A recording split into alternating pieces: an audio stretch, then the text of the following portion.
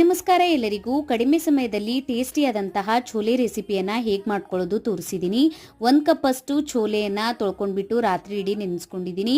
ಇದಕ್ಕೆ ಆಲೂಗಡ್ಡೆ, ಈರುಳ್ಳಿ, ಟೊಮ್ಯಾಟೊ ಹಣ್ಣು, ನೀರನ್ನ ಸೇರಿಸ್ಕೊಂಡ್ಬಿಟ್ಟು ಕುಕ್ಕರ್ಗೆ ರುಚಿಗೆ ತಕ್ಕಷ್ಟು ಉಪ್ಪನ್ನ ಹಾಕೊಂಡ್ಬಿಟ್ಟು ಬೇಯಿಸ್ಕೊಳ್ಬೇಕು. ಬೇಯಿಸ್ಕೊಂಡಿರೋದನ್ನ ರುಬ್ಕೊಳ್ತಾ ಇದ್ದೀನಿ. ಈ ತರ ಪೇಸ್ಟ್ ಮಾಡ್ಕೊಳ್ಳಿ. ಈಗ ಮಸಾಲೆಯನ್ನ ಹುರ್ಕೋತಾ ಇದ್ದೀನಿ. ಜೀರಿಗೆ, ಕರಿಮೆಣಸು, ಧನಿಯಾ ಕಾಳು, ಕೆಂಪು ಮೆಣಸಿನಕಾಯಿಯನ್ನ ಹಾಕೊಂಡ್ಬಿಟ್ಟು ಹುರ್ಕೊಂಡಿದ್ದೀನಿ.